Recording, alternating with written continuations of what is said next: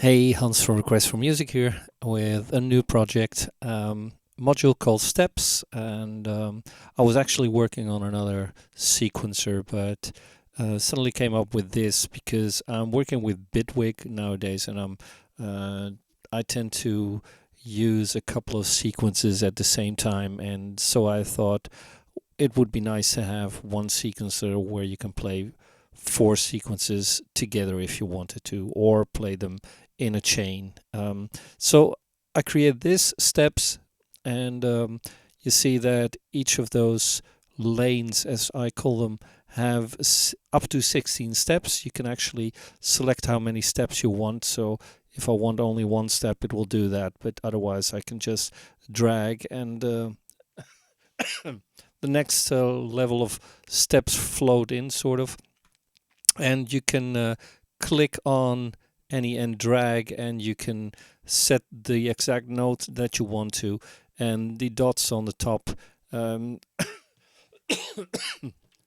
show you if a note sends a gate or not, so I can use my right click on a note to toggle that on or off. So that's basically it, and you see an on switch for the lane, and you see a par for parallel and CHN for chain. So that means that if I, for instance, if I switch those off and I'll switch run on, you'll actually hear that it's running through my Prism module through the Prism module, and that runs great. And if I want to have less notes, I'll just drag on this and it goes back to that number of notes. For the rest, you've got a select. If you don't want to do it manually, you can actually go through this and go to a selected note and then change the value to whatever you want. But probably you'll want to use the mouse just like I do.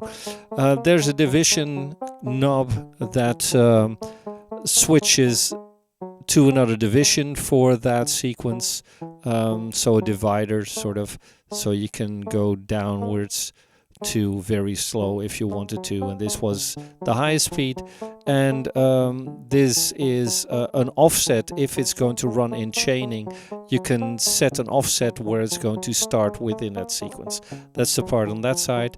This was the on switch, the parallel, the chain, a tuner or a transpose, and the span, which is here, means that if I set that in the lowest button, you have 12 notes to choose from. So let's go back to only one note so I can play that.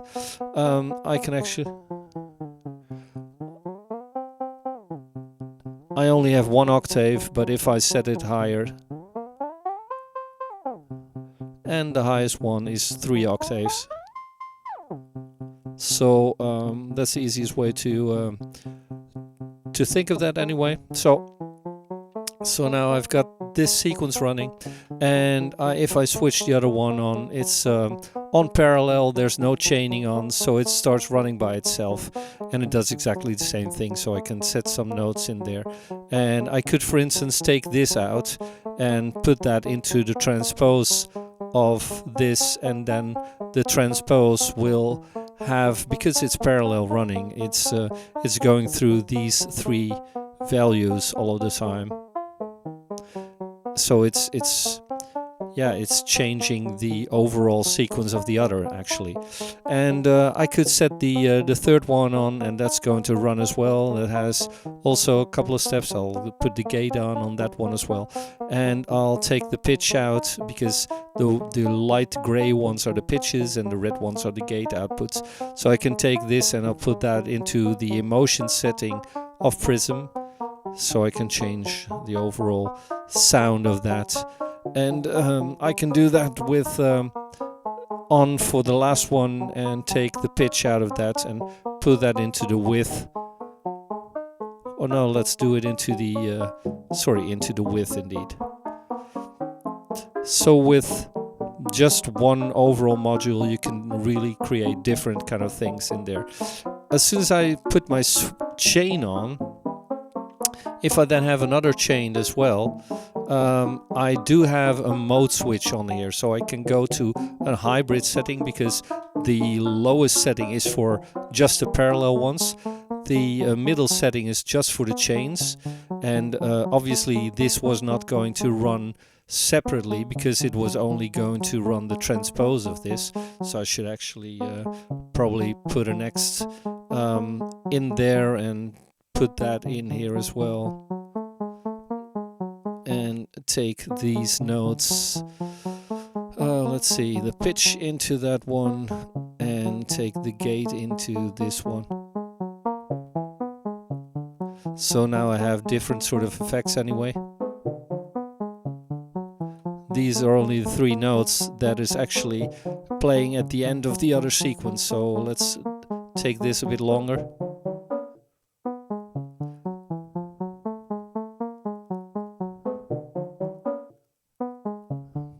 So something like that.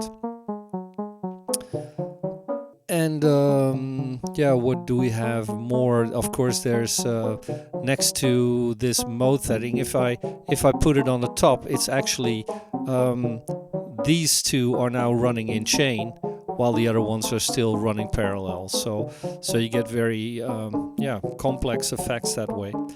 And next to this mode, you have the source for the clock. First one is a clock input, so if I switch this on, I don't have anything because it doesn't have an external clock. Then I've got the BPM.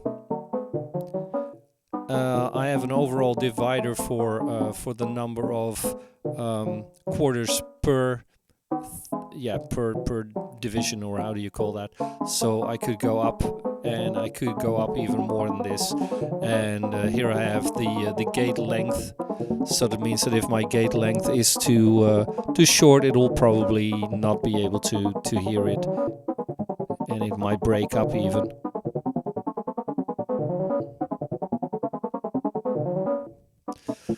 So something like that. And well, let me stop it. This is the overall stop for everything. So it's running or it's not running. You've got a reset, so it means that all of the sequences are taken back to the start, and an overall transpose.